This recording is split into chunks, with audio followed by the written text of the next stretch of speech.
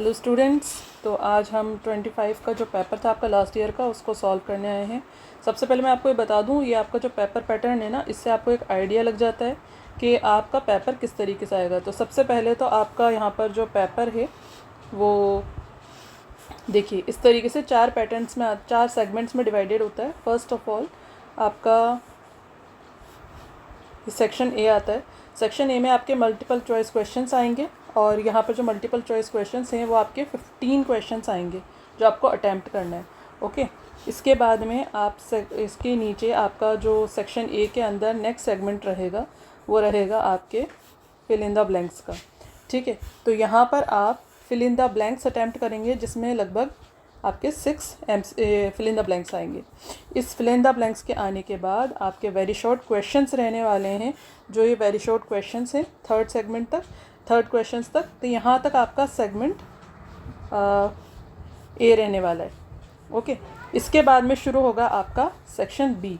ये जो section B है इसमें आप याद रखिएगा ये 2 मार्क्स के क्वेश्चंस इसके अंदर आएंगे। इसमें रहने वाले हैं आपके शॉर्ट आंसर्स टाइप क्वेश्चंस। ठीक है, अब यहाँ पर जो आपको ये आंसर्स अटैम्प्ट करने होंगे, अभी तक आपके 1 मार्क्स के questions short, MCQ and fill in the blanks थे, तो आप इसको बहुत कम वर्ड्स के साथ आप एक्सप्लेन करेंगे तो मार्क्स मिल जाएंगे। लेकिन अब जो आपका सेक्शन बी है इसमें आपके 2 मार्क्स रहने वाले हैं, तो इसमें आपको लगभग इतना आंसर लिखना पड़ेगा कि आपका half of the page cover हो जाना चाहिए। और आपको अगर डेफिनेशन पूछिए या मीनिंग पूछिए तो प्रॉपर डेफिनेशन या प्रॉपर मीनिंग आपको यहाँ पर बताना पड़ेगा। ओके, इसके बाद में आपका सेक्शन सी आएगा। इस सेक्शन सी में आपके लॉन्ग आंसर्स क्वेश्चंस आएंगे। ये लॉन्ग आंसर्स क्वेश्चन 3 मार्क्स के रहने वाले हैं और याद रखिएगा इसमें जो आपकी वर्ड लिमिट रहने वाली है वो लगभग रहने वाली है 100 वर्ड्स की। तो जब आपकी 100 वर्ड्स की वर्ड लिमिट है तो आप समझ लीजिए इसका आंसर एक पेज के अंदर कवर हो जाना चाहिए। यानी इतना आंसर आपको लिखना पड़ेगा, इसमें वर्ड लिमिट होना चाहिए कि एक पेज के अंदर आपका प्रॉपर एक्सप्लेनेशन आ जाए। इसके बाद में आपका लास्ट रहेगा सेक्शन डी।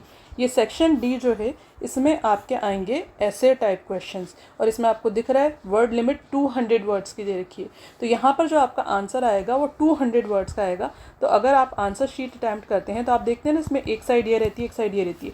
इसको ए और इसको बी अज्यूम कर लें तो आपका ये वाला पेज फिल हो जाना चाहिए और बी वाला पेज फिर हो जाना चाहिए। 2 पेजेस के अंदर हो जाना चाहिए। जब बी को आप शिफ्ट करेंगे तो इसके पीछे वाला जो साइड रहने वाला है यानी सी साइड, उस तक आप आंसर ले जा सकते हैं। यानी ऑलमोस्ट आपका 2.5 पेज से लेकर के 3 पेज तक का आंसर यहाँ पर आ जाना चाहिए। इससे ज़्यादा और इससे कम लिखने की ज़रूरत नहीं रहने वाली है। तो ये 4 सेक्शन रहने वाले हैं आपके। सेक्शन ए जिसमें आपके MCQ, fill in the blanks and very short question रहेंगे। सेक्शन बी जिसमें आपके वेरी शॉर्ट क्वेश्चंस रहेंगे only for the 1 mark. Section C जिसके आपके 2 मार्क्स एंड 3 मार्क्स के क्वेश्चन आएंगे इसके अंदर। और सेक्शन डी इसमें आपके 4 मार्क्स के क्वेश्चन आने वाले हैं। तो ये आपके वेरी शॉर्ट के अंदर आ जाएंगे। इसमें आपको लगभग आधा पेज जितना आंसर्स अटैम्प्ट करने हैं। इसमें आपका 1 पेज से 1.5 पेज तक के आंसर आप अटैम्प्ट कर सकते हैं। और सेक्शन डी के आंसर आपके लगभग 2.5 पेज से 3 पेज तक के आपके आंसर्स या वर्ड लिमिट इसमें रहने वाली है। तो सबसे पहली चीज़ तो आपको ये ध्यान रखना है कि ये आपकी लिमिट का आपको ध्यान रखना है कि कितना एक्सप्लेनेशन या कितना आंसर आपसे एग्जामिनर एक्सपेक्ट कर रहा है। ओके, इसके बाद में आपको ये बिल्कुल ध्यान रखना है कि आपका जो आंसर्स है वो ना तो बहुत ज़्यादा वेरी शॉर्ट में आ जाए, यानी आपने 1-2 लाइन में लिखकर आंसर अटैम्प्ट कर दिया, या आपको इतना लेंदी आप बना देते हैं कि वो आपका बहुत लेंदी हो जाता है। इसकी वजह से कई क्वेश्चंस छूट जाते हैं। यानी आपको कोई आंसर आता है तो आप सोचते हैं हम जितना आ रहा है उतना लिख दें। ये भी अगर करेंगे तो बहुत ज़्यादा गलत हो जाएगा। ये भी बहुत ज़्यादा शॉर्ट अगर आपने आंसर लिख दिया और उसमें रेलिवेंट आंसर नहीं आ रहा तो एग्जामिनर आपको मार्क नहीं देगा। तो हमेशा मार्क्स और वर्ड लिमिट को देखते हुए आपको आंसर अटैम्प्ट करना है। ओके, तो अब शुरू करते हैं अपन सेगमेंट ए से आपका, यानी सेक्शन ए से आपके आंसर्स जो क्वेश्चंस थे उनको स्टार्ट करते हैं। ओके, तो इस सेक्शन ए में आते हैं आपके सबसे पहले मल्टीपल चॉइस क्वेश्चन जो आपके 1 to 15 तक रहने वाले हैं।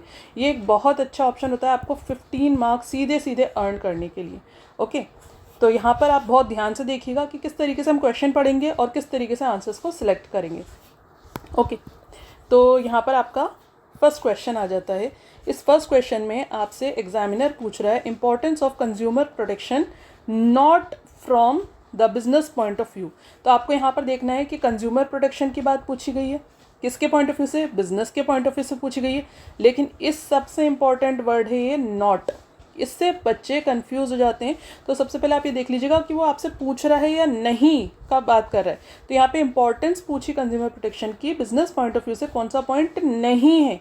तो अगर अपन बिजनेस पॉइंट ऑफ व्यू से यहाँ पे अपन आंसर देखेंगे तो बिजनेस जो होता है आपका, ठीक है, इस बिजनेस में आपका गवर्नमेंट इंटरफेयर करती है, इसलिए आप कंज्यूमर प्रोटेक्शन एक्ट को फॉलो करते हैं, ठीक है। सोशल रिस्पॉन्सिबिलिटी होती है, तो क्योंकि आपको इसको निभाना पड़ेगा। यूटिलाइजेशन ऑफ रिसोर्सेज होते हैं, तो इसलिए आपको निभाना पड़ेगा। तो इनमें से कौन सा पॉइंट नहीं है जो बिजनेस के पॉइंट ऑफ व्यू से ज़रूरी है? तो भाई अनऑर्गेनाइज्ड कंज्यूमर पर बिजनेसमैन सभी कंज्यूमर्स पर ध्यान नहीं दे सकता, ये कंज्यूमर के पॉइंट ऑफ व्यू से आंसर बनता है। तो यहाँ पर आपका जो आंसर है वो हो जाता है अनऑर्गेनाइज्ड कंज्यूमर। ओके, इसके बाद में आपका सेकंड क्वेश्चन आता है। इस सेकंड क्वेश्चन में आपसे पूछ रहे हैं फैक्टर्स अफेक्टिंग डिविडेंड डिसीजन। जब आप डिविडेंड डिसीजन लेते हैं, डिविडेंड का डिस्ट्रीब्यूशन करते हैं, तो कौन सा फैक्टर सबसे ज़्यादा इंपॉर्टेंट होता है, ठीक है। अब मैंने आपको बताया था यहाँ पे लगभग आप देख रहे हैं कि सारे ही पॉइंट डिविडेंड डिसीजन से रिलेटेड आ रहे हैं। अब यहाँ पर कंफ्यूज हो जाते हैं, तो ध्यान ही देना है आपको। डिविडेंड डिसीजन, जब भी कोई कंपनी डिविडेंड बांटेगी तो सबसे पहले वो क्या देखती है कि उसकी जो अर्निंग है वो स्टेबल है या नहीं। अगर उसकी अर्निंग स्टेबल है, वो उसके पास कंटिन्यूसली पैसा आ रहा है, प्रॉफिट आ रहा है, तो ही वो डिविडेंड डिक्लेयर करती है, ठीक है। अगर अनस्टेबल इनकम होती है तो डिविडेंड डिक्लेरेशन नहीं किया जाता। कॉस्ट ऑफ इक्विटी की बात करें, डेब्ट की बात करें या टैक्स रेट की बात करें, तीनों चीज़ें बाद में आती हैं। तो आपका यहाँ पर आंसर हो गया है फैक्टर्स अफेक्टिंग डिविडेंड डिसीजन का स्टेबिलिटी अर्निंग। ओके, इसके बाद में आता है आपका थर्ड क्वेश्चन, जिसमें आपसे कहा जाता है dash are responsible for all the activities of first line manager. ये रेस्पॉन्सिबल होता है फर्स्ट लाइन मैनेजर को की एक्टिविटीज़ को रेस्पॉन्सिबल करने के लिए, हमेशा ऊपर वाला होता है। तो फर्स्ट लाइन मैनेजर्स के ऊपर कौन होते हैं? Middle management. मिडिल मैनेजमेंट के ऊपर कौन होता है? Top management. तो फर्स्ट लाइन मैनेजर के लिए क्या आंसर आ जाएगा? Middle management is the right answer.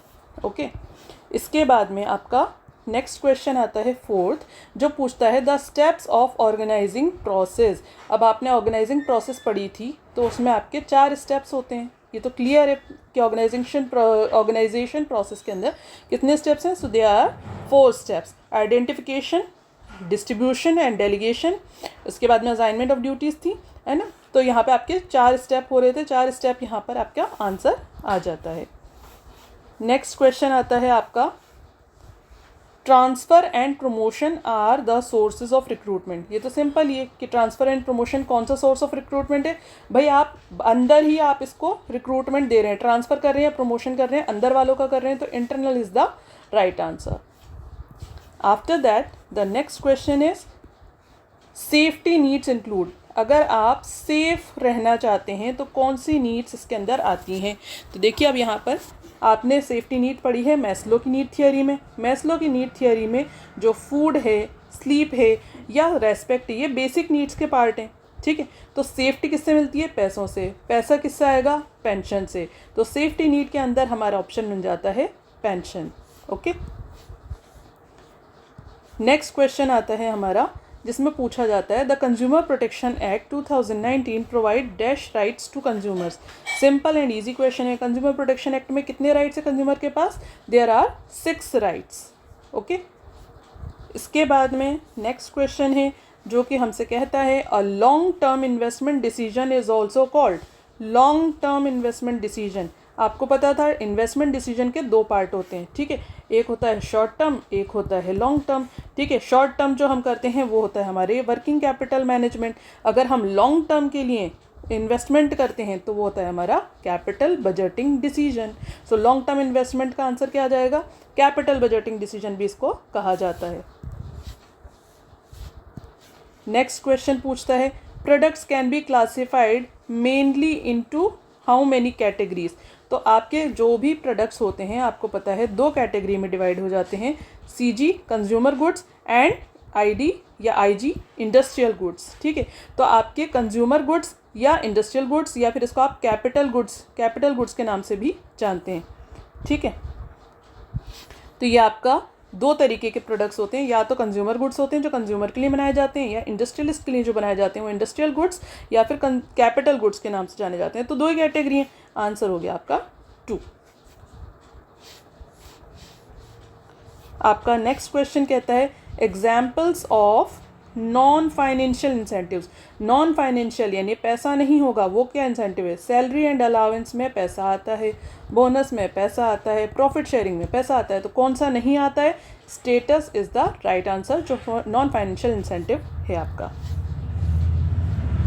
Next question आपसे कहता है functions of public relation department. जो पब्लिक रिलेशन डिपार्टमेंट होता है वो क्या काम करता है? तो भाई public relation department generally problems को सॉल्व करने का काम करता है। हम कहते हैं ना हमारा पीआर काम करता है, कोई भी प्रॉब्लम्स आ जाते हैं, इश्यूज़ आ जाते हैं, तो उनको सॉल्व कौन करता है? पीआर करता है, पब्लिक रिलेशन डिपार्टमेंट करता है। तो पब्लिक रिलेशन डिपार्टमेंट का काम क्या होता है? जनरली प्रॉब्लम्स को सुनना और उनके आंसर्स देना, यानी काउंसलिंग करना। ठीक है, इसके बाद जो ऑप्शन हैं आप देखिएगा, जो एडवर्टाइजमेंट है, पर्सनल सेलिंग है, या फिर सेल्स प्रमोशन है, ये तीनों चीज़ें हमने किसके अंदर, किस टॉपिक के अंदर पढ़ी थी? मार्केटिंग मैनेजमेंट के अंदर। तो ये मार्केटिंग मैनेजमेंट में होती है तीनों चीज़ें, जहाँ पे हम अपने प्रोडक्ट को अवेयर कराते हैं। लेकिन जब पब्लिक रिलेशन की बात कर रहे हैं तो पब्लिक रिलेशन डिपार्टमेंट का काम होता है काउंसलिंग करना, यानी क्वेश्चंस पूछना और उनके आंसर्स देना। ठीक है, तो यहाँ पर आपका आंसर हो जाएगा काउंसलिंग।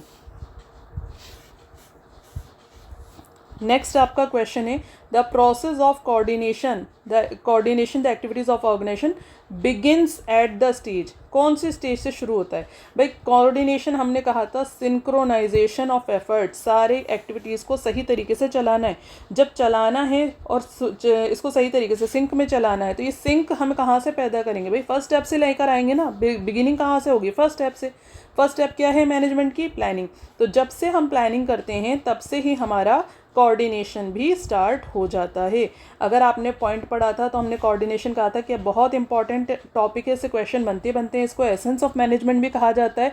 तो भाई क्यों कहा जाता था एसेंस ऑफ मैनेजमेंट? कि ये हर फंक्शन के अंदर इंक्लूड होता है, हर लेवल इसको परफॉर्म करता है और हर ऑर्गेनाइजेशन और हर एक्टिविटी के अंदर कोऑर्डिनेशन होता है। तो इसलिए हमारा जो फर्स्ट स्टेप है प्लानिंग, उसमें कोऑर्डिनेशन शुरू हो जाता है। तो ये आपका राइट आंसर हो गया प्लानिंग।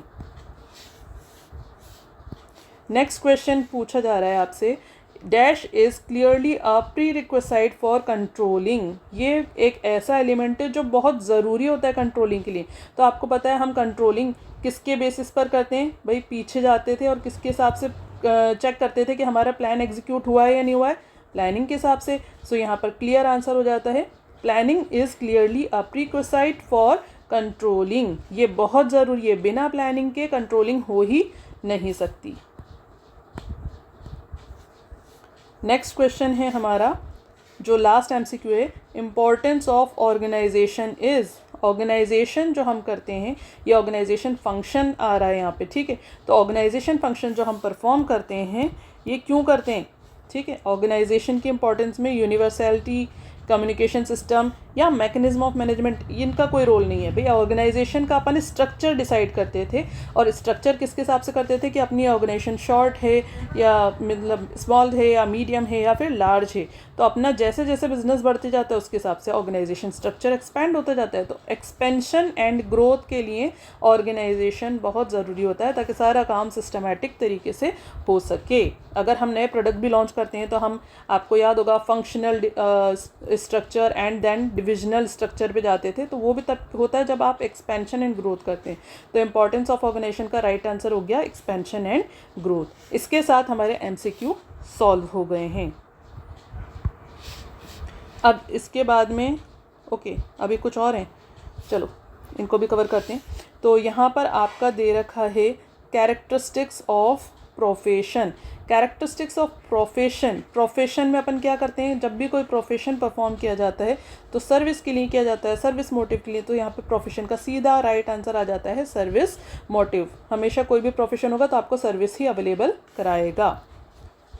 नेक्स्ट आता है आपका question, there are dash category of marketing mix. Very simple question. Marketing mix के मैंने आपको एलिमेंट बताया थे, कितने होते हैं? 4 P's। ठीक है, तो यहाँ पे सीधा आंसर आ जाता है आपका 4 P's कौन से थे? Product, price, place, promotion. 4 P होते हैं। तो there categories of marketing mix are 4। Okay, next question आता है the process of searching of prospective employ. हम जिसमें एम्प्लॉय को ढूंढते हैं, बुलाते हैं, कौन सा स्टेप था, सर्च कर रहे हैं अभी, तो इनविटेशन देना पड़ेगा ना सर्च करने के लिए, पहले लोग आएंगे तभी तो हम सेलेक्ट करेंगे। तो क्या स्टेप होता है इसके अंदर, recruitment, invitation, recruitment. So recruitment is the right answer. Next है आपका फिनिश गुड्स इन्वेंट्री इज़, जो आपकी फिनिश गुड्स होती हैं वो कौन सी इन्वेंट्री होती हैं, आपको ये अकाउंट्स में भी आपकी क्वेश्चन करते हैं, तो आपकी करंट असेट्स होती हैं। जो स्टॉक होता है वो हमेशा करंट असेट्स का पार्ट होता है, तो finish goods inventory is current asset. अब यहाँ पर आपके MCQ ख़त्म हो गए। सो मैंने इसको 15 से कंफ्यूज कर लिया था, बट ये टोटल आपके 18 यहाँ पर अवेलेबल थे MCQs। तो 18 नंबर तो अगर आपके पक्के हो जाएंगे अगर आपने यहाँ पर इन पर ध्यान दे लिया है तो, ठीक है, अच्छे तरीके से अटैम्प्ट कर सकते हैं। नेक्स्ट हम जल्दी से ले रहे हैं हमारे फिल इन द ब्लैंक्स। तो यहाँ पर फिल इन द ब्लैंक्स में आपको देखना है the state commission is set up by, भाई स्टेट कमीशन किसका पार्ट था, कंज्यूमर प्रोटेक्शन एक्ट की बात हो रही थी। स्टेट कमीशन कौन बनाता है, इसमें आपका state government is the right answer. State commission is set up by state government, हमारी स्टेट गवर्नमेंट बनाती है स्टेट कमीशन। डिस्ट्रिक्ट गवर्नमेंट जो थी या फिर आपकी जो टाउन की गवर्नमेंट होती है, रीजनल गवर्नमेंट, वो डिस्ट्रिक्ट फोरम को, डिस्ट्रिक्ट कमीशन को संभालती है, और आपकी जो सेंट्रल गवर्नमेंट होती है वो सेट करती है आपका नेशनल फोरम। तो state commission is set up by SD यानी स्टेट गवर्नमेंट। नेक्स्ट क्वेश्चन है आपका the application of principle of management is.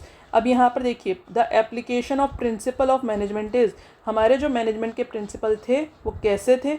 अब कुछ बच्चे यहाँ पर यूनिवर्सल लिख सकते हैं, ठीक है, कि ये यूनिवर्सल होते हैं, लेकिन यूनिवर्सल में मैंने आपको बताया था ये यूनिवर्सल एप्लीकेबल और यूनिवर्सल एक्सेप्टेबल दो अलग अलग पॉइंट थे, ठीक है। ये यूनिवर्सली अप्लाई तो हो सकते हैं लेकिन हर ऑर्गेनाइजेशन में फिट नहीं हो सकते, हर ऑर्गेनाइजेशन में एक्सेप्ट नहीं हो सकते। मैंने आपको नोट्स करवाए थे उसमें मैंने ये चीज़ साफ लिखवाई थी। तो यहाँ पर अगर आप यूनिवर्सल लिखेंगे तो ये तो गलत हो जाएगा। तो आपको यहाँ पर देखना है कि हमारा जो आंसर होगा वो क्या हो जाएगा, जो हम प्रिंसिपल ऑफ मैनेजमेंट को अप्लाई करते हैं किसके हिसाब से करते हैं, भाई अगर हमें सूट करेगा तो हम अप्लाई करेंगे, अगर सूट नहीं करेगा तो हम अप्लाई नहीं करेंगे। तो यहाँ पर आपका आंसर आ जाता है कॉन्टिंजेंट या फिर situation based. Application of principle of management is contingent, हमारी सिचुएशन को हम देखते हैं, अगर सिचुएशन में वो प्रिंसिपल फिट होगा तो उसको अप्लाई करेंगे, नहीं होगा तो उसको अप्लाई नहीं करेंगे। तो यहाँ पे आपका राइट आंसर आ जाता है कॉन्टिंजेंट। नेक्स्ट आता है आपका क्वेश्चन थर्ड, जो कहता है dash begins with the preparation of a sales forecast. ये स्टार्ट होता है जब हम सेल्स की फोरकास्टिंग करते हैं। भाई सेल्स की फोरकास्टिंग कर रहे हैं यानी सेल्स कितनी कर सकते हैं, जब सेल्स जितनी कर सकते हैं उसको अगर अपन फोरकास्ट कर रहे हैं तो मतलब अभी अपन ने क्या नहीं करा, प्रोडक्शन नहीं करा है, अपन प्रोडक्शन करेंगे। सेल्स फोरकास्ट का मतलब ये हो गया उसके हिसाब से अपन को प्रोडक्शन तैयार करना पड़ेगा। प्रोडक्शन तैयार करने के लिए क्या करना पड़ेगा भाई, पैसा चाहिए, फाइनेंस चाहिए, तो फाइनेंस की ज़रूरत है। तो यहाँ पर आपका आंसर आ जाएगा फाइनेंशियल प्लानिंग।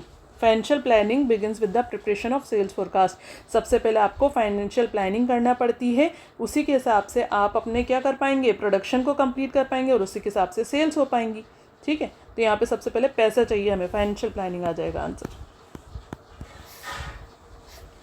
नेक्स्ट क्वेश्चन आ जाएगा अब आपका क्वेश्चन नंबर 4 है, इसमें प्रोड्यूसेस गोल ओरिएंटेड या गोल डायरेक्टेड बिहेवियर।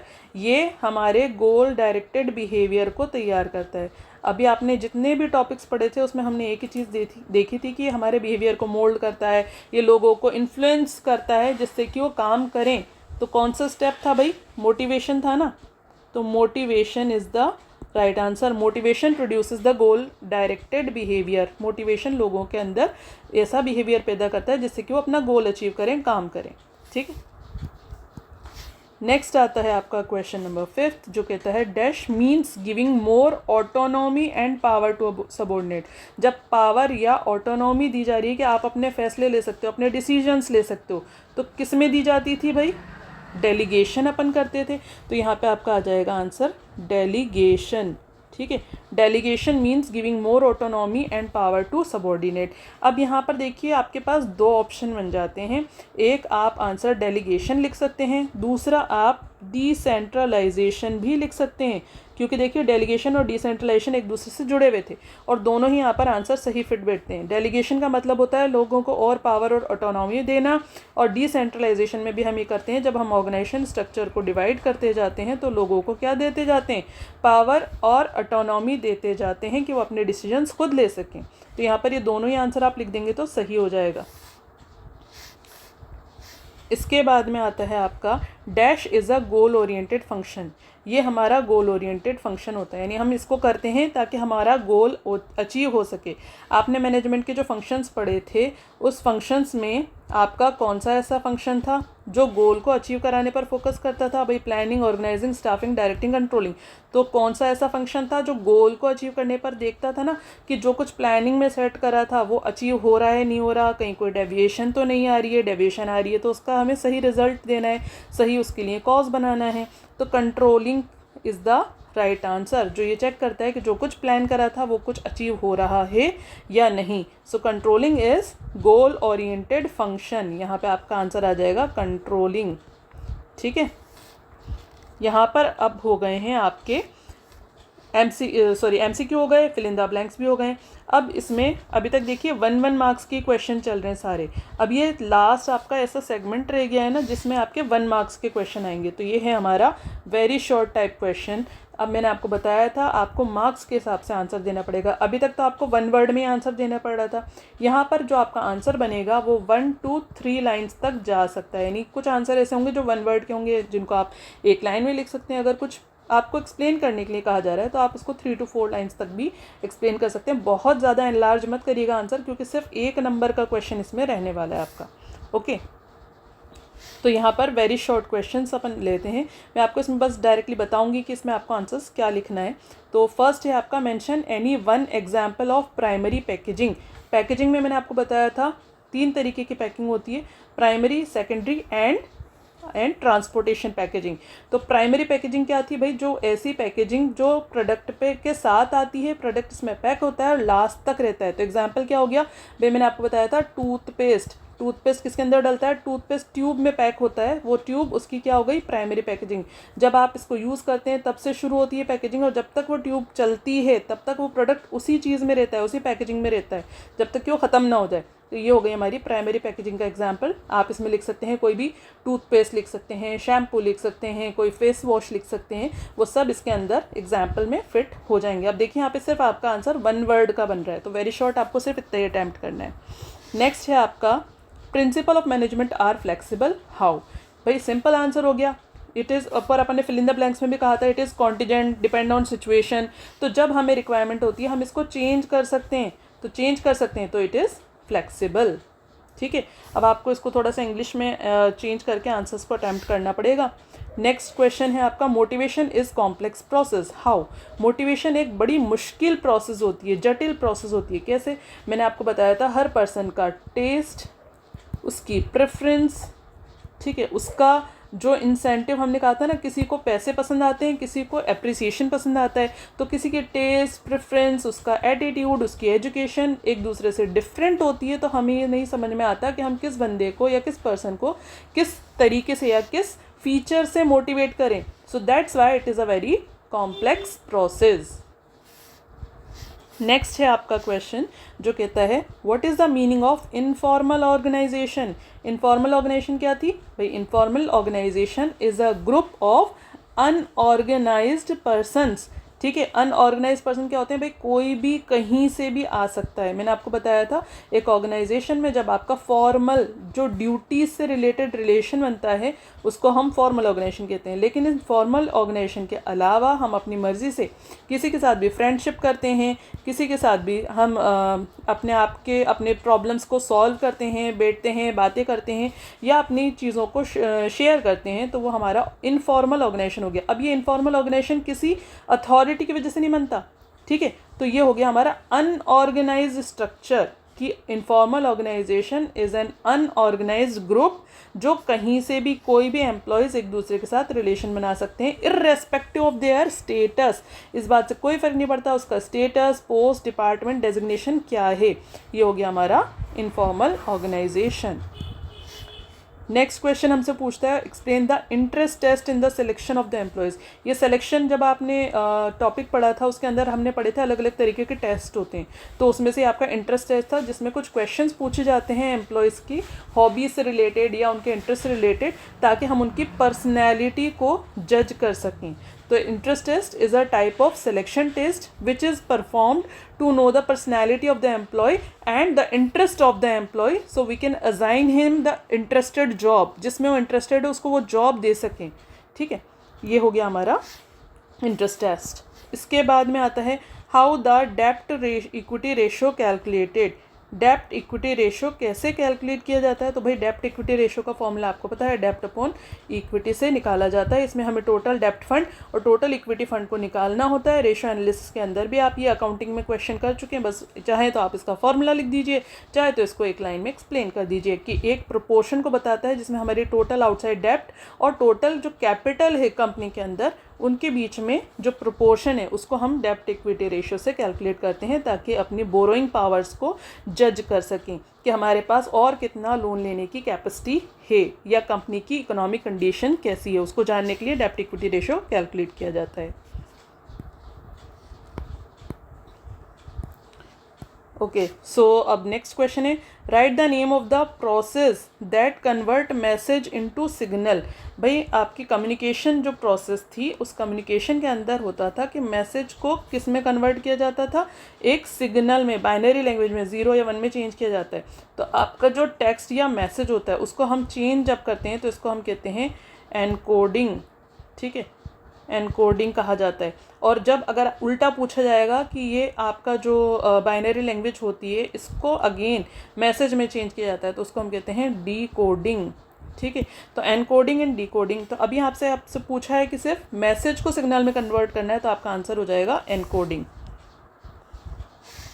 नेक्स्ट क्वेश्चन आपसे पूछा जाता है which act has replaced by the consumer protection act 2019। 2019 consumer protection act ने किस एक्ट को चेंज करा है या रिप्लेस करा है? तो यहाँ पर आपका आ जाएगा कंज्यूमर प्रोटेक्शन एक्ट 1986। भाई पहले क्या चल रहा था आपका, कंज्यूमर प्रोटेक्शन एक्ट 1986 चल रहा था, उसमें फिर कुछ चेंजेस करे गए, कुछ नए अमेंडमेंट्स डाले गए और 2019 में एक नया एक्ट बना दिया गया। इसमें जो आपकी लिमिट थी अमाउंट की उसको भी बढ़ाया गया था, पेनल्टी अमाउंट वगैरह जो थे उनको बढ़ाया गया था। तो यहाँ पर सिंपल आपको एक्ट याद रखना है, उसका ईयर याद रखना है। ओके, इसके बाद में आते हैं आपके नेक्स्ट क्वेश्चन, तो जिसमें पूछा जाता है आपको mention a limit of control. Control की कोई भी एक लिमिटेशन आप बता दीजिए भाई कि ये रिजिड होता है, ये फ्लेक्सिबल नहीं होता, या फिर कई बार डेविएशन को फाइंड आउट करना काफ़ी मुश्किल हो जाता है। आप कोई भी एक लिमिटेशन यहाँ पर लिख दीजिएगा। नेक्स्ट क्वेश्चन है what do you mean by budget. Budget क्या होता है? So budget is a numerical term. ठीक है, इसको हम नंबर में काउंट करते हैं, न्यूमेरिकल टर्म, जिसमें हम क्या क्या कर सकते हैं, हम अपने डेज़, ठीक है, डेज़ एंड वर्किंग आवर, या फिर आपका लेबर कितने लगने वाले हैं, ठीक है, इन सब चीज़ों को यहाँ पर कैलकुलेट किया जा सकता है। तो budget is a numerical term जिसमें हम नंबर में चीज़ों को डिवाइड करते हैं, डेज़, वर्किंग आवर्स, ठीक है, इसके अलावा लेबर कितने लगने वाली है, या फिर अमाउंट या कैपिटल कितना लगने वाला है, इन्वेस्टमेंट कितना लगने वाला है, इसको हम देखते हैं। तो हर चीज़ को हम जो नंबर में कैलकुलेट कर सकते हैं, it is budget. Okay, next question is business environment is dynamic. Why? अपन ने पढ़ा है बिजनेस इन्वायरमेंट डायनेमिक होता है because it keep on changing, ये बदलता रहता है। जनरली कौन सा बदलता रहता है? General environment. जनरल इन्वायरमेंट के जो 5 फैक्टर्स होते हैं वो सभी के लिए होते हैं और वो कंटिन्यूसली चेंज होते रहते हैं, क्योंकि वो international politics, technology, economic environment सब चीज़ों से अफेक्टेड होते हैं। ठीक है, सो ये इसमें जनरल इन्वायरमेंट के फैक्टर्स होते हैं जो कि कंटिन्यूसली कीप ऑन चेंजिंग होते हैं, इसलिए इसको हम डायनेमिक कहते हैं कि ये हमेशा बदलता रहता है। इसके बाद में आपका नेक्स्ट क्वेश्चन बनता है show the managerial levels with the help of diagram. इसमें आपको एक सिंपल डायग्राम बना देना है जिसमें 3 सेगमेंट करना है। आपको पता है lower, middle and top management. ये तो सिंपल है कि इसमें आप एक नंबर के लिए एक सिंपल डायग्राम बना दीजिएगा। चाहे तो एक एक एग्जांपल लिख दीजिएगा, भाई इसमें सुपरवाइजर आ जाते हैं, इसमें आपके मैनेजर आ जाते हैं, इसमें आपके टॉप मैनेजमेंट के अंदर बोर्ड ऑफ डायरेक्टर या चेयरमैन आ जाते हैं। बस एक आध एग्जाम्पल इधर लिख दीजिएगा और ये आपका आंसर अटैम्प्ट हो गया है। यहाँ पर आपका देखिए सेक्शन ए अभी तक कंप्लीट हो गया है, जिसमें हमने हमने MCQ कवर करे, ठीक है। इसके बाद में हमने fill in the blank cover करे और वेरी शॉर्ट क्वेश्चंस अटैम्प्ट करे। तीनों को मिला करके हमारा सेक्शन ए कंप्लीट हो गया। अभी तक 1 मार्क्स का था, तो बड़े छोटे छोटे से आपको आंसर यहाँ पर कंडक्ट करने थे। अब शुरू हो रहा है section B. So section B में आप देखिए पहला क्वेश्चन जो दे रखा है आपका, यहाँ पर आपका 2 मार्क्स का क्वेश्चन है। मैंने आपको वर्ड लिमिट बताई दी थी, लगभग हाफ पेज में आपको इसको आंसर को कंडक्ट करना होगा। अब देखिए यहाँ पे हाफ पेज कैसे होगा। पहला क्वेश्चन ही आपसे पूछ रहा है explain the following characteristics of the business environment. Business environment के कैरेक्टरिस्टिक बताइए। स्पेसिफिक एंड जनरल फोर्सेस के बारे में पूछा है एंड इंटर रिलेटेड। अब आप इतना तो करोगे ना कि हाफ पेज से 1 पेज में आपका ये आंसर यहाँ पर आ जाएगा।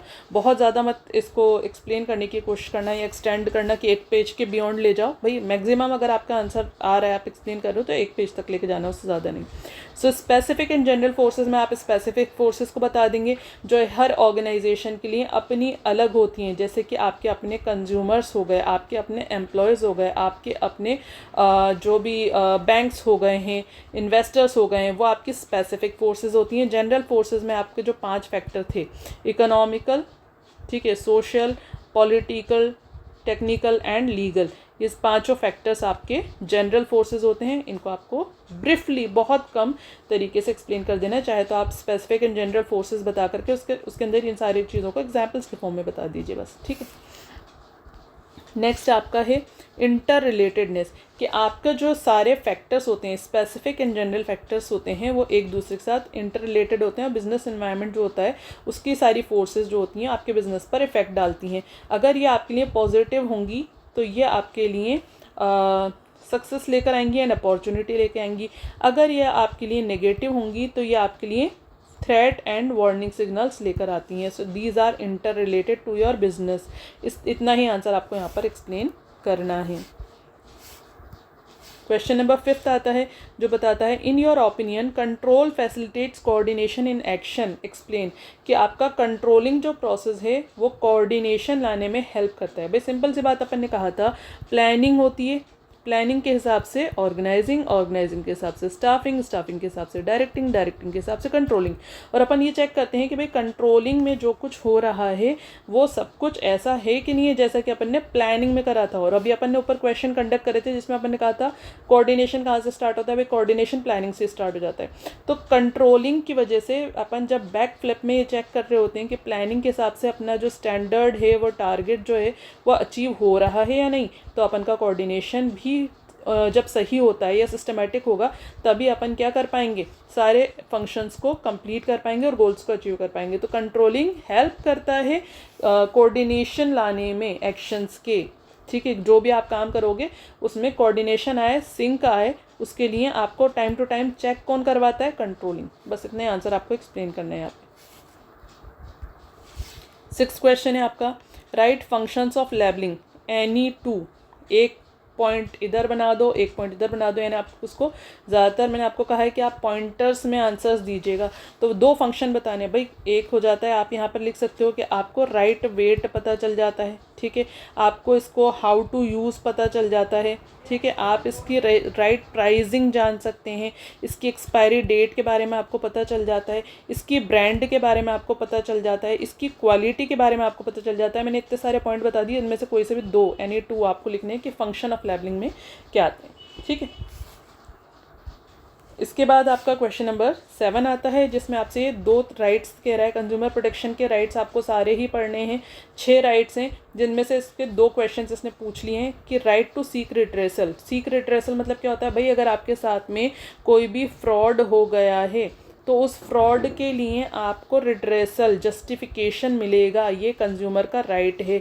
ये नहीं आपके साथ कुछ गलत हो गया, मिसकंसेप्शन हो गया, या आपके साथ में कोई आपको फेक प्रोडक्ट दे दिया गया है, गलत प्रोडक्ट दे दिया गया है, तो आपको उसमें आपका नुकसान हो गया है, आप उसकी रिपोर्ट कराइए। आपको बताए थे अलग अलग फोरम थे, district forum, state forum and national forum, उनमें आप यहाँ पर कंप्लेंट कराइए और आप अपना जस्टिफिकेशन ले सकते हैं। ये कंज्यूमर को राइट मिलता है कंज्यूमर प्रोटेक्शन एक्ट 2019 के अकॉर्डिंग, ठीक है।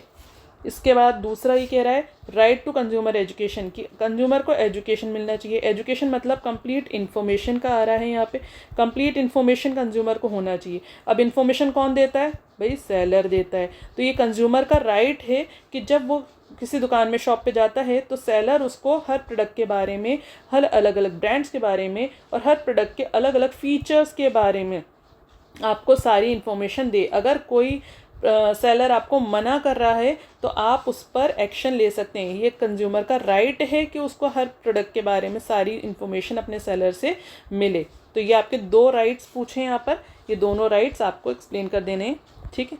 नेक्स्ट आपका क्वेश्चन बन जाता है 8, principle of management are universal. अब ये सिंपल क्वेश्चन आ रहे हैं आपके, प्रिंसिपल ऑफ मैनेजमेंट यूनिवर्सल है भाई, हर ऑर्गेनाइजेशन चाहे उसका स्केल कुछ भी हो, स्मॉल, मीडियम या लार्ज, सभी ऑर्गेनाइजेशन में प्रिंसिपल ऑफ मैनेजमेंट फॉलो करे जाते हैं।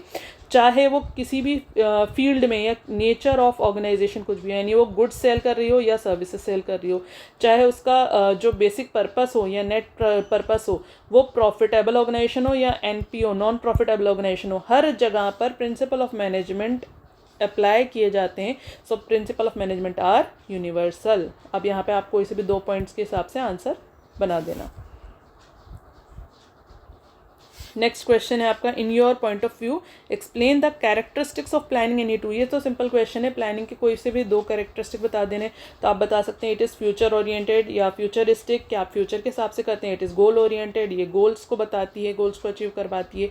या फिर आपको ये वेरियस टेक्टिक्स या various ways and methods of objectives बताती है। तो यहाँ पर बहुत सारे आपके पास कैरेक्टरिस्टिक्स हैं, उनमें से कोई से भी आपको 2 लिख देने हैं और 2 एक्सप्लेन कर देना है। अब एक्सप्लेन करना मतलब ये ब्रीफली एक्सप्लेन कर देना कि 3 to 4 लाइन में एक पॉइंट आपका एक्सप्लेन हो जाए।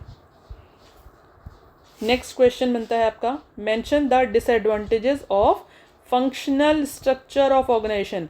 अब ये कह रहा है डिसएडवांटेज बताओ, बुराई बताओ, किसकी भाई, फंक्शनल स्ट्रक्चर की। तो हमें याद रखना है फंक्शनल स्ट्रक्चर कहाँ आता है, ऑर्गेनाइजिंग के अंदर। ऑर्गेनाइजिंग के अंदर हमारे 2 स्ट्रक्चर थे, फंक्शनल स्ट्रक्चर, दूसरा हमें याद रखना है डिविजनल स्ट्रक्चर। जब दोनों चीज़ें याद होंगी तो आप पॉइंट ज़्यादा बना पाएंगे। भाई फंक्शनल स्ट्रक्चर में हमारा एक प्रोडक्ट होता है, डिविजनल स्ट्रक्चर हम कब फॉलो करते थे, जब हमारे पास मल्टीपल प्रोडक्ट्स होते थे। तो यहाँ पे क्या पूछ रहा है, फंक्शनल स्ट्रक्चर का डिसएडवांटेज। फंक्शनल स्ट्रक्चर का डिसएडवांटेज ये आ जाएगा कि आप यहाँ पर जो भी चीज़ें हैं वो सिस्टमेटिकली एक ही प्रोडक्ट के रिलेटेड कर सकते हैं, इसमें ज़्यादा एक्सपेंशन या ग्रोथ नहीं हो पाता है।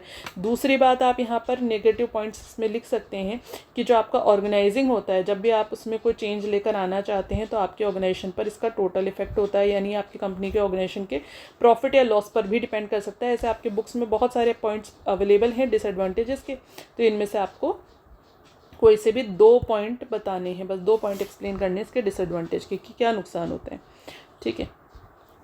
नेक्स्ट क्वेश्चन आता है, clarify the meaning of financial management.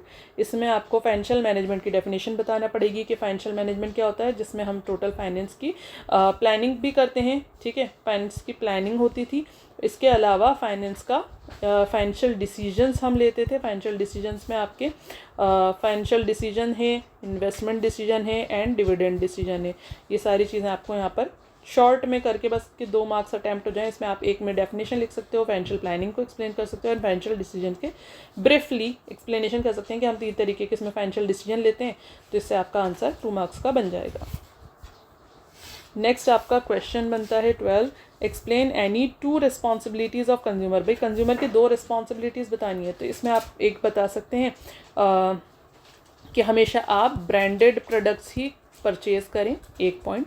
दूसरा था हमेशा आप उसका जो रिसिप्ट होता है वो लें, क्योंकि अगर आपके साथ कुछ भी गलत हो जाता है तो आप एविडेंस तो वहाँ पर अवेलेबल कराएंगे ना, या आप फोरम में जाएंगे तो आपके पास रिसिप्ट या इनवॉइस होना चाहिए।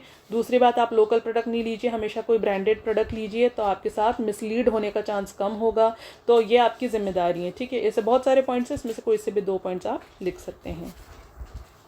नेक्स्ट है आपका क्वेश्चन नंबर 13, जो कहता है explain the principle of discipline of management. ये तो सिंपल ही आपका प्रिंसिपल ऑफ डिसिप्लिन क्या होता है। डिसिप्लिन आपके रूल्स एंड रेगुलेशंस को बताता है, जो आपके रूल्स एंड रेगुलेशंस इवन हो, सभी के साथ इक्वल हो, चाहे वो आपके कंपनी का पियोन है, ठीक है, या फिर आपका कंपनी का बोर्ड ऑफ डायरेक्टर है। सभी के लिए सेम रूल्स एंड रेगुलेशंस होना चाहिए ताकि सबके साथ में जस्टिफिकेशन हो सके। ये हमारा प्रिंसिपल ऑफ डिसिप्लिन बताता है, जिससे कि हमारे ऑर्गेनाइजेशन में काम स्मूथली चलता रहता है विदाउट एनी फ्रस्ट्रेशन या ग्रीवेंस नहीं होती है एम्प्लॉयज़ में आपस में लेकर के भाई तनाव हो रहा है कि किसी के साथ कुछ और बिहेवियर हो रहा है, किसी के साथ कोई बायसनेस हो रही है, मेरे साथ कुछ और बिहेव करा जा रहा है। तो ये चीज़ें आपके प्रिंसिपल ऑफ डिसिप्लिन है। यहाँ पर आपका सेगमेंट बी कंप्लीट हो गया है, सेक्शन बी कंप्लीट हो गया है 2 मार्क्स का। अब सेक्शन सी आ गया है, इसमें आप मार्क्स भी देखते जाइए, मार्क्स बढ़ते जा रहे हैं। सेक्शन सी में आपके लॉन्ग आंसर्स आ जाते हैं। यहाँ पर एग्जामिनर आपसे थोड़ा सा आंसर एक्सप्लेन करवाना चाहता है, तो आपको 3 मार्क्स के लिए लगभग 2 पेजेस तक का आपका आंसर यहाँ पर होना चाहिए। यानी आपकी वर्ड लिमिट जो है वो इतनी होनी चाहिए कि 1.5 पेज से 2 पेज तक, या फिर 1.5 पेज तक भी अगर आप कर देंगे तो ठीक है, डिपेंडिंग ऑन द आंसर। सबसे पहली बात ये कि आपको आपका आंसर देखना है कि हमेशा आंसर रेलिवेंट होना चाहिए, रिलेटेड टू द टॉपिक लिखना है। आलतू फालतू कोई इन्फॉर्मेशन मत लीजिए, ना तो बहुत कम ना बहुत ज़्यादा, बस रेलिवेंट आंसर आपको लिखना है, ये ध्यान रखना है आपको, ठीक है। तो यहाँ पे आपके 4 क्वेश्चन बनने वाले हैं 14 से 17 तक 3 मार्क्स के। ओके, अब क्वेश्चन नंबर 14 आपका बन रहा है, जिसमें आपसे कहा जाता है in your point of view explain the importance of planning any point 3। Any 3 point बताने हैं इंपॉर्टेंस ऑफ प्लानिंग के। ये सिंपल क्वेश्चन है भाई, प्लानिंग क्यों ज़रूरी है? गोल ओरिएंटेड होती है, ठीक है, ऑर्गेनाइजेशनल गोल्स को अचीव करने के लिए ज़रूरी है, ठीक है। अलग अलग मेथड्स आपके पास अवेलेबल हो जाएं या फिर अलग अलग स्ट्रैटेजीज़ या टैक्टिक्स अवेलेबल हो जाएं, उसके लिए चूजिंग एमंग द बेस्ट, कि आप बेस्ट को चूज़ कर पाएँ, उसके लिए प्लानिंग ज़रूरी है। किसी भी फ्यूचर थ्रेट को हटाने के लिए या उसके लिए बैकअप स्ट्रैटेजी बनाने के लिए प्लानिंग ज़रूरी है। तो ऐसे आपके पास बहुत सारे पॉइंट्स हैं, कोई से भी 3 पॉइंट आपको इंपॉर्टेंस ऑफ प्लानिंग से लिख देने हैं और 3 पॉइंट को एक्सप्लेन कर देना है, जो लगभग आपका आधा पेज का आप आंसर करेंगे तो 1.5 पेज में आपका ये आंसर अटैम्प्ट हो जाएगा, ठीक है। इसी में दूसरा ऑप्शन आता है आपका, जहाँ पे कहता है in your point of view explain the standing plan in the planning. आप अपने पॉइंट ऑफ व्यू बताइए स्टैंडिंग प्लान के, ठीक है। स्टैंडिंग प्लान क्या आते हैं? जो एक बार बनते हैं और ऑर्गेनाइजेशन में लॉन्ग टर्म तक बिना चेंज करे वो हमेशा चलते रहते हैं, ठीक है। तो ये आपके स्टैंडिंग प्लान्स होते हैं। अब आपको मैं एक थोड़ी सी चीज़ ये बताना चाहूँगी, जब आप लॉन्ग आंसर्स या ऐसे टाइप अटैम्प्ट करें, अब देखो आपके पास 2 ऑप्शन है, एक ऑप्शन ये है, एक ऑप्शन ये है। अब यहाँ पर देखिए, आप जब स्टैंडिंग प्लान का लिखेंगे, इसने ज़्यादा कुछ नहीं पूछा आपसे, सिर्फ एक स्टैंडिंग प्लान के बारे में पूछा है। तो स्टैंडिंग प्लान को आप जब एक्सप्लेन करेंगे तो कितना ही कर लेंगे एक्सप्लेन भाई। अगर आप पैराग्राफ राइटिंग में बस आंसर लिखे जा रहे हो 1.5 पेज तक आपने लिख दिया, तो कितना लिखोगे और कितना रेलिवेंट आप यहाँ पे लिख पाओगे? चांस कम होता है ना। तो इसलिए मैंने हमेशा आपको कहा है, जब भी आपके कुछ आंसर्स पॉइंटर्स में अवेलेबल हो तो हमेशा पॉइंटर्स वाली चीज़ें करिएगा। अब ये भी डिपेंड करता है कि आपको आता क्या है, ये वाला आंसर आता है या ये वाला आंसर आता है। लेकिन अगर आपको दोनों आते हैं तो हमेशा पॉइंटर्स वाले आंसर्स को ज़्यादा अटैम्प्ट करिएगा। जैसे मैंने आपको बताया, यहाँ पे आप 3 पॉइंट्स लिखेंगे, आधा पेज आधा पेज आधा पेज, तो 1.5 पेज आपका जो वर्ड लिमिट है वो भी कंप्लीट हो रहा है। जो आपका एग्जामिनर है वो भी आपका 1 पॉइंट चेक करेगा, दूसरा तीसरा, तो यहाँ पर आपके ज़्यादा मार्क्स मिलने के चांस होते हैं। यहाँ पर आप 1.5 पेज का मटेरियल लेकर भी नहीं आ पाओगे स्टैंडिंग प्लान के अंदर, लेकिन यहाँ पर 3 पॉइंट को एक्सप्लेन करने में आपका 1.5 पेज लगभग हो जाएगा। तो अब आप अपनी चॉइस से अटैम्प्ट करिएगा, जो भी आपको प्रेफर करते हैं। बट मेरे अकॉर्डिंग अगर आप देखेंगे तो ये पॉइंटर्स वाला आंसर आपके लिए ज़्यादा ईजी भी हो जाएगा लिखना, और मार्क्स भी आपको ज़्यादा अच्छे दिलवा पाएगा, ठीक है। अब नेक्स्ट क्वेश्चन पे आते हैं अपन। क्वेश्चन नंबर 15 आपसे कहता है कि यहाँ पर सोर्सेज ऑफ रिक्रूटमेंट बताएं। अब सिंपल सी बात है, आपको रिक्रूटमेंट के अंदर अलग अलग सोर्सेज थे भाई। डायरेक्ट रिक्रूटमेंट क्या था? जो डायरेक्टली फैक्ट्री गेट पर एडवर्टाइजमेंट लगा दिया जाता है। डायरेक्ट जो अनस्किल्ड एम्प्लॉयज़ होते हैं उनका रिक्रूटमेंट हम करते हैं, तो वो डायरेक्ट रिक्रूटमेंट होता है। एडवर्टाइजमेंट आपके print media and mass media में आप लोगों को एडवर्टाइज करके इनवाइट करते हैं कि आप आइए और हमारी ऑर्गेनाइजेशन में अप्लाई करिए। थर्ड आपका एम्प्लॉयमेंट एक्सचेंज ऑफिस था। ये गवर्नमेंट चलाती है, गवर्नमेंट रन करती है, जिसमें जितने भी लिटरेट पर्सन्स होते हैं वो अपना CV या रिज्यूमे जो होता है उसको यहाँ पर अपलोड करवा देते हैं और वहाँ पर उनकी जॉब प्रोफाइल को मैच किया जाता है। उसके साथ आपका जो भी जहाँ पर भी आपको जॉब ऑफर अवेलेबल होता है वहाँ से आपको पोस्टिंग दे दी जाती है। तो ये 3 तरीके के आपके सोर्सेज ऑफ रिक्रूटमेंट हैं। ठीक है। दूसरा आपका और में क्वेश्चन बन जाता है explain the process of selection. अब यहाँ पे सिलेक्शन प्रोसेस है। सिलेक्शन डिसीजन क्या होता है भाई, जब हम अलग अलग तरीके के डिफरेंट सिलेक्शन टेस्ट ले लेते हैं और इंटरव्यू कंडक्ट कर लेते हैं, तो उसके बाद में हम most appropriate person, putting the right person on right job, उसको सिलेक्ट कर लेते हैं। तो ये हमारा सिलेक्शन डिसीजन है। दूसरा मेडिकल एग्जामिनेशन, ये जब हम लोगों को सिलेक्ट कर लेते हैं तो उनके मेंटल कैपेबिलिटी के लिए अलग अलग तरीके के मेडिकल एग्जामिनेशन करवाते हैं, टेस्ट करवाते हैं कि उनकी हेल्थ वगैरह ओके है या नहीं है। ऐसा तो नहीं कि कहीं कोई डिजीज़ हो, कोई बीमारी हो और बीच में ही ये जो एम्प्लॉय है ये इस जॉब को डिसकंटिन्यू कर दे, उसके लिए मेडिकल एग्जामिनेशन कराई जाती है। Third one is the job offer, जब आपके ऑर्गेनाइजेशन में सारा काम सही, यहाँ पे सिलेक्शन प्रोसेस में आपका सिलेक्शन डिसीजन हो गया, मेडिकल एग्जामिनेशन हो गया, तो फिर आपका सब चीज़ें यानी रेफरेंस वगैरह चेक करने के बाद में अगर सब कुछ ओके निकलता है, आपका कैरेक्टर सर्टिफिकेट सही आया, तो यहाँ पर आपका जॉब ऑफर आपको दे दिया जाता है। ये तीनों स्टेप्स हैं आपके सिलेक्शन प्रोसेस की, आपको एक्सप्लेन कर देने हैं। इसके बाद में आ जाता है आपका क्वेश्चन नंबर 16, जो कहता है Taylor was an ardent supporter of standardization why. ठीक है, तो यहाँ पे आपको बतानी है स्टैंडर्डाइजेशन। स्टैंडर्डाइजेशन कहाँ था? स्टैंडर्डाइजेशन था आपका कि principle of standardization and simplification of work, ये एक टेक्निक थी आपकी, सॉरी। तो ये standardization and simplification of work क्या कहता था कि भाई काम को सिंपल करो। सिंपल करने का मतलब क्या होता था, जो टोटल वर्क होता है उस टोटल वर्क को अलग अलग सेगमेंट्स में डिवाइड कर दिया जाए। फिर इससे क्या होगा, हर सेगमेंट पर एक एक एम्प्लॉय यहाँ पर काम करेगा, तो हर इंसान को अपना काम पता होगा, कोई और किसी और के काम में रिपीटेशन नहीं करेगा। इसके साथ साथ रिसोर्सेज का वेस्टेज नहीं होगा। इसके बाद इसके साथ साथ जो आपका एसेट्स वगैरह थी, मैंने कहा था मशीनरी वगैरह, उस पर भी आपके एम्प्लॉयज़ डिज़ाइन होते हैं। तो मशीनरी वगैरह पे कौन मेंटेन करेगा, कौन एम्प्लॉयज़ होंगे, वो चीज़ें फिक्स हो जाती हैं। तो यहाँ पर आपकी सारी चीज़ें ईजी हो जाती हैं। तो स्टैंडर्डाइजेशन को भी टेलर भाई साहब क्यों सपोर्ट करते थे? क्योंकि इससे काम सिंपल हो जाता था, सिंप्लीफिकेशन ऑफ वर्क, एक बात। दूसरी बात, आपका क्वांटिटी एंड क्वालिटी मेंटेन हो पाती है। ठीक है, दूसरा पॉइंट। तीसरा पॉइंट, एम्प्लॉयज़ ज़्यादा इफ़ेक्टिवली वर्क कर पाते हैं। फोर्थ, मिसकंसेप्शन या मिसलीडिंग यहाँ पर नहीं हो पाती, कन्फ्यूजन नहीं होता, सब लोग अपना अपना काम करते हैं और ऑन टाइम काम कंप्लीट हो पाता है, यानी इफेक्टिवनेस एंड एफिशिएंसी आ पाती है। तो यहाँ पे बहुत सारे पॉइंटर्स आप बना करके इस आंसर को एक्सप्लेन कर सकते हैं। अब और का क्वेश्चन देखते हैं, जिसमें हमारे एग्जामिनर आपसे पूछ रहा है briefly explain the differential piece wage rate system और टेक्निक ऑफ साइंटिफिक मैनेजमेंट। ये आपकी सिंपल टेक्निक है, जिसमें टेलर ने ही ये टेक्निक दी है। आप जब इसको एक्सप्लेन करेंगे तो सबसे पहले आप ये बताइएगा, कोई भी अगर प्रिंसिपल या टेक्निक पूछी जाए कि दी किसने है, उससे भी मार्क मिलता है। ठीक है, तो differential piece wage rate system किसने दिया था? भाई ये भी टेलर ने ही दिया था। तो आप सबसे पहले तो इसका नाम लिख दीजिएगा, differential piece wage rate system was proposed by F.W. Taylor. ठीक है, इसमें क्या कहते हैं? इसमें कहते हैं there should be a differential pay for each person. इन्होंने कहा था एक ऑर्गेनाइजेशन में there are 3 categories of the employ. ठीक है, एक स्टैंडर्ड वर्कर था, एक एवरेज वर्कर था, ठीक है, सॉरी स्टैंडर्ड वर्कर जो था ये एवरेज वर्कर था, एक बिलो द एवरेज था और एक एफिशिएंट, इससे ऊपर वाला।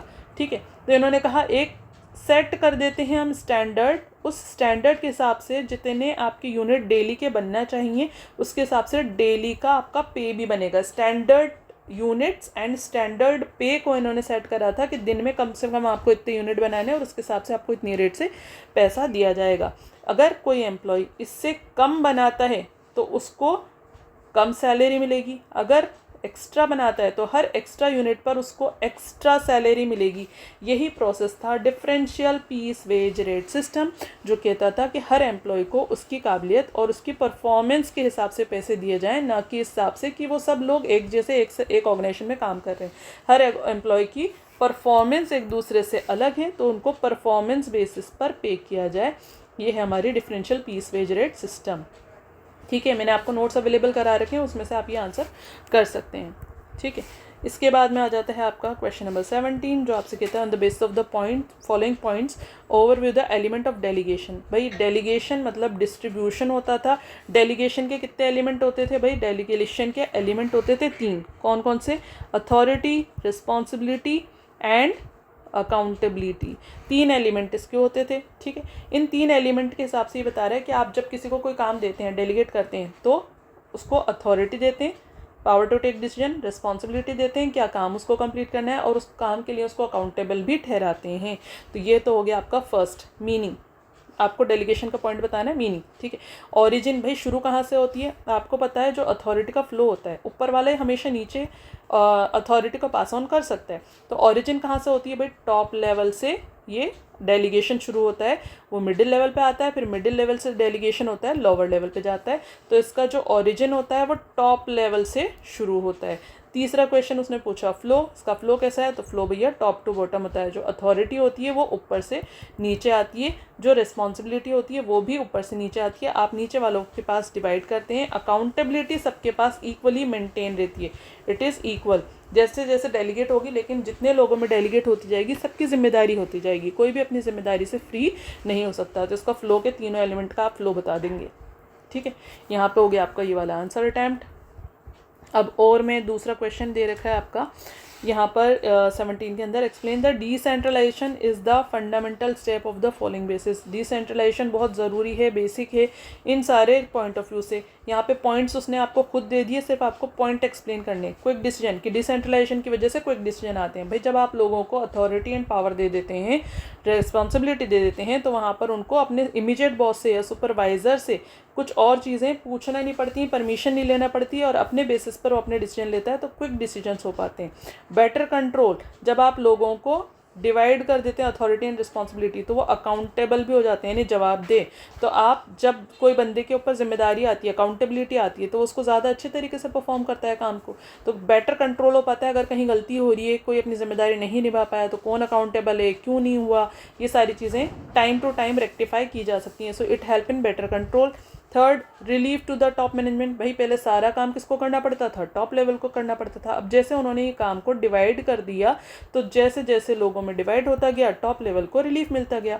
अब टॉप लेवल अपने टाइम को बचा रहा है, किसके लिए, क्रिटिकल वर्क्स के लिए, स्ट्रैटेजिकल वर्क्स के लिए। तो टॉप मैनेजमेंट आपके क्रिटिकल एंड टेक्निकल वर्क को संभालेगा, उसको रिलीफ मिल गया, उसको टाइम मिल गया। जितने भी जनरल टास्क हैं, आम काम है, वो मिडिल लेवल और लोअर लेवल में डिस्ट्रीब्यूट कर दिए जाते हैं। तो ये आपके यहाँ पर सीधे इन्होंने तीनों पॉइंटर्स खुद ही दे दिए, बस आपको एक्सप्लेन करना है तीनों पॉइंटर्स को, ठीक है। इसके बाद में आ जाता है आपका लास्ट सेक्शन, सेक्शन डी। ये आपके ऐसे टाइप क्वेश्चन हैं, इसमें आपकी वर्ड लिमिट साफ दे रखी है, 200 वर्ड्स है। मार्क्स कितने भाई, 4 मार्क्स हैं। मैंने आपको बता ही दिया, इसमें जो आपका आंसर आएगा लगभग 2.5 पेज से 3 पेज तक की वर्ड लिमिट में आप इसको कवर करिएगा, ठीक है, कि आपकी लिमिट है। अब जितना हो सके पॉसिबल करिएगा, रेलिवेंट आंसर लिखें, जितना रिलेटेड टू द टॉपिक है बस उतना आंसर लिखें, ना उसको बहुत ज़्यादा छोटा करें, ना उसको बहुत ज़्यादा बड़ा करें। सो इसमें आपका फर्स्ट क्वेश्चन कहता है, explain the classification of product by the help of diagram. अब ये मैं सिर्फ आपको बता रही हूँ कहाँ पर अवेलेबल है। देखिए आपका ये जो प्रोडक्ट है, प्रोडक्ट किस चैप्टर के अंदर है, प्रोडक्ट है आपका मार्केटिंग मैनेजमेंट के अंदर, ठीक है। मार्केटिंग मैनेजमेंट वाले चैप्टर पे आप जाएंगे, एनसीईआरटी की बुक में साफ सुथरा डायग्राम बना हुआ है। इसमें मैं आपको दोनों चीज़ें साथ बता दूं, और वाला क्वेश्चन बता रही हूँ। इसमें भी देखिए आपका क्लासिफिकेशन ऑफ इंडस्ट्रियल गुड्स है, ये भी with the help of diagram है। इसमें आपसे क्या कह रहा है, डायग्राम बनाओ और डायग्राम बना करके इसके एलिमेंट बताओ, ठीक है। दोनों ही टॉपिक आपके मार्केटिंग मैनेजमेंट के चैप्टर के अंदर अवेलेबल हैं, इसमें आप देख लीजिएगा, ठीक है। पहले क्वेश्चन में कह रहा है, explain the classification of product. जो आपका प्रोडक्ट है वो कितनी कैटेगरी में क्लासीफाई होता है, मैंने अभी पहले आपको बताया था इसमें, ठीक है, कि आपका जो प्रोडक्ट है वो 2 कैटेगरी में डिवाइड होता है, consumer goods and capital goods या इंडस्ट्रियल गुड्स, जिसको भी कह सकते हैं आप। देखिए यहाँ पे नाम आया हुआ है इंडस्ट्रियल गुड्स। तो जो कैपिटल गुड्स होती हैं वही इंडस्ट्रियल गुड्स होती हैं, यानी कुछ हम प्रोडक्ट बनाते हैं हमारे आम जनता के लिए, कंज्यूमर के लिए, और कुछ प्रोडक्ट बनते हैं इंडस्ट्रियलिस्ट या बिजनेसमैन के लिए, ताकि उससे वो फर्दर यूटिलाइजेशन कर सकते हैं। जो प्राइमरी और सेकेंडरी इंडस्ट्री वाला होता था ना पॉइंट, वो यहाँ पर आ गया है। तो अब देखिए एक ये यहाँ पर जो आपका प्रोडक्ट पूछ रहा है, अब मैं आपको ये बता रही हूँ, दोनों डायग्राम आपको मार्केटिंग मैनेजमेंट में मिलेंगे, लेकिन ध्यान रखिएगा इन दोनों डायग्राम में, पहला जो डायग्राम है आपका प्रोडक्ट का, उसमें capital goods and consumer goods को बता रखा है, लेकिन उसमें सिर्फ जो डायग्राम में शो कर रखा है वो कंज्यूमर गुड्स के सेगमेंट्स हैं, यानी ड्यूरेबल प्रोडक्ट्स कौन से हैं, सेफ्टी प्रोडक्ट्स कौन से हैं, वो सारा जो डायग्राम बना हुआ है ना वो सिर्फ कंज्यूमर गुड्स का है, वो कंप्लीट डायग्राम नहीं है, ठीक है। एक पेज जब आप फ्लिप करेंगे तो उसके बाद में है इंडस्ट्रियल गुड्स का डायग्राम। तो अगर सेकंड वाला आप आंसर अटैम्प्ट कर रहे हैं तो उसमें इंडस्ट्रियल गुड्स जो बिजनेसमैन है उनके लिए जो गुड्स बनते हैं उसका डायग्राम बना हुआ है, तो उसमें आप सिर्फ ये वाला जो सेकंड वाला डायग्राम हो उसको अटैम्प्ट करिएगा। अगर फर्स्ट क्वेश्चन आ रहा है तो इसमें आपको ये फर्स्ट वाला डायग्राम और सेकंड वाला डायग्राम जो दोनों डायग्राम्स हैं वो असेंबल करके फिर बनाना पड़ेंगे वहाँ पे, ठीक है। ईजी है, टॉपिक डिफिकल्ट नहीं है, लेकिन डायग्राम दोनों अच्छे से देख लेना क्योंकि इस पर क्वेश्चन बनते हैं इंडस्ट्रियल गुड्स और कंज्यूमर गुड्स पे। तो ये आपका 4 मार्क्स का अटैम्प्ट हो जाएगा। डायग्राम ज़रूर बनाइएगा दोनों का और एक्सप्लेनेशन कर दीजिएगा, ठीक है। इसके बाद में नेक्स्ट है आपका question number 19, describe the factors. अब मैंने आपसे ये भी कहा था ये एक बहुत इंपॉर्टेंट चैप्टर है आपका फाइनेंशियल मैनेजमेंट का, और इसमें जो तीनों डिसीजंस है और तीनों डिसीजंस के सारे ही फैक्टर्स आपको अच्छे तरीके से याद रखने। देखिए फैक्टर्स के क्वेश्चन बन गए हैं अब आपके यहाँ पर। Factors affecting the working capital requirement है एनी 4, कोई से भी 4 बताने, 4 मार्क्स का ही क्वेश्चन है, तो याद रखिएगा हर एक पॉइंट को अच्छे से एक्सप्लेन करने का 1 नंबर मिलने वाला है। अब यहाँ पर वर्किंग कैपिटल किसके अंदर थी आपकी, भाई पहला डिसीजन था आपका फाइनेंशियल डिसीजन। फाइनेंशियल डिसीजन जो था इसमें आपका सॉरी ये जो आपका फैक्टर्स अफेक्टिंग वर्किंग कैपिटल था ये था आपका इन्वेस्टमेंट डिसीजन के अंदर। इन्वेस्टमेंट डिसीजन जब हमारे पास आ जाता है फाइनेंशियल डिसीजन के अंदर, सेकंड पॉइंट था इन्वेस्टमेंट डिसीजन। इसमें आपका कुछ पैसा आप वर्किंग कैपिटल के लिए यानी साल भर चलाने के लिए रखते हैं और कुछ आप अपना फिक्स्ड कैपिटल या फिर आपका कैपिटल बजटिंग जो टॉपिक है उसके लिए लगा देते हैं, असेट्स वगैरह में। भाई लंबे टाइम तक पैसा अटक गया, ये पूछ रहा है आपसे सिर्फ छोटा वाला, तो इन्वेस्ट कर रहे हो जो पैसा जितना है उसमें से कितना पैसा आपने वर्किंग कैपिटल के लिए रखा। तो कौन कौन से फैक्टर्स होते हैं भाई वर्किंग कैपिटल के लिए, ये पॉइंट्स आपके बुक में अवेलेबल हैं, कोई से भी 4 आप बता सकते हैं। मैं आपको ऐसे बता देती हूँ भाई वर्किंग कैपिटल किस पर डिपेंड करती है, हमारे इनफ्लो, हमारे पास पैसा कितना आता है, इनफ्लो ऑफ द कैपिटल कितना है। अगर हमारे पास पैसा खूब आता है तो हम वर्किंग कैपिटल कम मेंटेन करेंगे और कैपिटल बजटिंग पे पैसा ज़्यादा लगा देंगे। अगर हमारा इनफ्लो कम आता है तो हमें वर्किंग कैपिटल यानी रिटेन अर्निंग वगैरह हमें ज़्यादा रखना पड़ेगी ताकि हम हमारे अपनी वर्किंग कैपिटल को मेंटेन रख सकें। नेक्स्ट आपका इसमें सेकंड क्वेश्चन बनेगा, तो सेकंड पॉइंट बनेगा, तो वर्किंग कैपिटल किसके हिसाब से होती है, आपका ऑपरेटिंग साइकिल कैसा है। अगर ऑपरेटिंग साइकिल यानी प्रोडक्ट बनता है और प्रोडक्ट बिकता है, सेल्स होता है, प्रोडक्शन एंड सेल्स में, या आपका ऑपरेटिंग साइकिल छोटा होता है तो आपको वर्किंग कैपिटल भी कम रखने की ज़रूरत है। अगर ऑपरेटिंग साइकिल बड़ा है यानी आप क्रेडिट पर सेल्स करते हैं तो पैसे की रिकवरी तो होगी नहीं, तो आपको अगला प्रोडक्शन करने के लिए पैसा चाहिए, तो वर्किंग कैपिटल इसमें ज़्यादा चाहिए। तो दूसरा पॉइंट हो गया आपका ऑपरेटिंग साइकिल। अगर ऑपरेटिंग साइकिल शॉर्ट है तो वर्किंग कैपिटल कम चाहिए। अगर ऑपरेटिंग साइकिल लॉन्ग है या लार्ज है, क्रेडिट पे सेल्स करते हैं तो वर्किंग कैपिटल ज़्यादा चाहिए होगी, ठीक है। थर्ड आपका मार्केट होता है कि आपका जो फाइनेंशियल मार्केट है वो किस तरीके से फ्लक्चुएट करता है। इसके साथ आपका प्रॉफिट होता है, फोर्थ पॉइंट बता रही हूँ, प्रॉफिट है कि आपकी कंपनी में प्रॉफिट आते रहते हैं तो आप वर्किंग कैपिटल कब मेंटेन करेंगे। अगर आपके फ्लक्चुएटिंग प्रॉफिट्स आते हैं, कभी प्रॉफिट आ गए कभी नहीं आए, तो आपको वर्किंग कैपिटल ज़्यादा मेंटेन करना पड़ेगी, वर्किंग कैपिटल के हिसाब से आपको करना पड़ेगा। इसके अलावा प्रोडक्शन अगर आप कर रहे हो या आप नया प्रोडक्ट लॉन्च कर रहे हो तो उसमें भी आपको वर्किंग कैपिटल ज़्यादा होगी। तो बहुत सारे पॉइंट है, उसमें से भी कोई से भी आपको एनी 4 पॉइंट्स एक्सप्लेन कर देने। दूसरा आपका इन्वेस्टमेंट डिसीजन का ही पूछ रहा है, इसमें टोटल पहले तो आपसे डेफिनेशन देना पड़ेगी आपको इन्वेस्टमेंट डिसीजन की, जो यहाँ पर इससे पहले हमने करी थी कि इन्वेस्टमेंट डिसीजन क्या होता है। भाई इन्वेस्टमेंट डिसीजन जब पैसा आ जाता है फाइनेंशियल डिसीजन के बाद तो इन्वेस्टमेंट डिसीजन लेते हैं हम, जिसमें 2 डिसीजन लिए जाते हैं कि वर्किंग कैपिटल कितनी मेंटेन करी जाए और कैपिटल बजटिंग यानी फाइनेंशियल कैपिटल जो लॉन्ग टर्म में लगानी है वो कितनी मेंटेन करी जाए, उसका डिसीजन इन्वेस्टमेंट डिसीजन होता है। अब इसके जो फैक्टर्स थे इसी तरीके से वो सारे फैक्टर्स आपको बता देने कि कौन कौन से फैक्टर्स थे। जैसे हमारे कॉस्ट ऑफ इक्विटी थी, ठीक है, हमारा जो टैक्स रेट था, इसके अलावा हमारा जो हमारा एक्सपेंशन अगर हमें करना है, इनोवेशन ऑफ द प्रोडक्ट हम कर रहे हैं, तो बहुत सारे पॉइंट्स आपके यहाँ पर बुक में अवेलेबल हैं, उसमें से भी आप यहाँ पर पॉइंटर बना सकते हैं। तो इन्वेस्टमेंट डिसीजन की डेफिनेशन लिखना है और इसमें फैक्टर्स आपको डिस्क्राइब करना रहेंगे, ठीक है। नेक्स्ट क्वेश्चन है आपका explain the assumptions of Maslow need hierarchy theory of motivation. बहुत इंपॉर्टेंट क्वेश्चन या टॉपिक है ये, मैं आपको बार बार बताती रही हूँ। आपकी पूरी जो बुक है उसमें एक ही थियोरी आई है मैस्लो की, इससे चाहे ऐसे टाइप में, चाहे शॉर्ट में, चाहे लॉन्ग में, कहीं पे भी क्वेश्चन बनता है बट बनता है। तो इसमें आपको मैस्लो की थियोरी का बेसिक अजम्पशन बताना है कि नीड्स पर बेस्ड है, हायरार्की पर बेस्ड है, ठीक है। इसके एक स्टेप होता है, डायग्राम बना देना है। इसमें 5 स्टेप थे, physiological need, safety need, social need, self esteem needs and self actualization need. तो ये 5 जो पिरामिड्स थे और इसके जो पॉइंट्स थे फाइनेंशियल नॉन फाइनेंशियल वो सारी चीज़ें इसके अंदर बना दीजिएगा और इसके अजम्पशन बता दीजिएगा। भाई क्या अजम्पशंस हैं, भाई ये बताते हैं मैस्लो कि आपकी जो मोटिवेशन है वो एक हिरार्की में आती है। किसकी हिरार्की में? नीड्स के बेसिस पर। वो नीड्स कैसी होती हैं, उनका फ्लो कैसे होता है, कहाँ कहाँ तक नीड्स आपकी फाइनेंशियल चल रही थी, यहाँ तक फाइनेंशियल चल रही थी, ऊपर की 2 नॉन फाइनेंशियल चल रही थी। तो ये सारी नीड्स आपको यहाँ पे एक्सप्लेन करना होंगी। और में आपका जो क्वेश्चन है वो है explain the principle of directing any 4। Principle of directing के 4 कोई प्रिंसिपल आपको बता देने हैं। तो डायरेक्टिंग टॉपिक के आपके प्रिंसिपल्स अवेलेबल हैं, उसमें से कोई 4 आपको पॉइंट कर देने हैं। यहाँ पर हो गया आपका ये 2025 का पेपर अटैम्प्ट। आई होप इसमें आपको मैंने काफ़ी सारे टॉपिक्स भी रिवाइज़ करवा दिए हैं और आपको मैंने यहाँ पर हेल्प करी है कि आपका जो पेपर है वो आप किस तरीके से अटैम्प्ट करिएगा और आप किस तरीके से यहाँ पर इसको कितने मार्क्स में करिएगा, कितना लिखिएगा, कैसे अटैम्प्ट करिएगा। फिर बार बार आपसे कहूँगी कि ज़्यादातर क्वेश्चंस जो आपके लॉन्ग और ऐसे टाइप हैं, स्पेशली उसमें पॉइंटर्स बना करके कोशिश करिएगा। वो आपके स्पेस को भी कवर करेंगे, आपका आंसर भी नीट एंड क्लीन दिखाई देता है। उसमें हमेशा एक हेडिंग लिखिए और अंदर एक्सप्लेनेशन कर दिए, सेकंड हेडिंग लिखिए उसके अंदर एक्सप्लेनेशन कर दीजिए। तो ये ज़्यादा रेलिवेंट भी होता है, एग्जामिनर कम टाइम लगाता है आपकी कॉपी चेक करने में और बड़ी ईजिली आप मार्क्स अर्न कर पाते हैं। तो आपको जो मार्क्स मिल जाएंगे ना वो पॉइंटर्स के बेसिस पर मिलेंगे। फिर भी अगर ना आए तो फिर आप पैराग्राफ राइटिंग में या आप नॉर्मल राइटिंग में उस आंसर को अटैम्प्ट करिएगा। सो आई होप आपको मैंने काफ़ी सारी चीज़ें क्लियर कर दी हैं एंड आई होप आपको इस वीडियो से काफ़ी हेल्प मिलने वाली है। Thank you very much.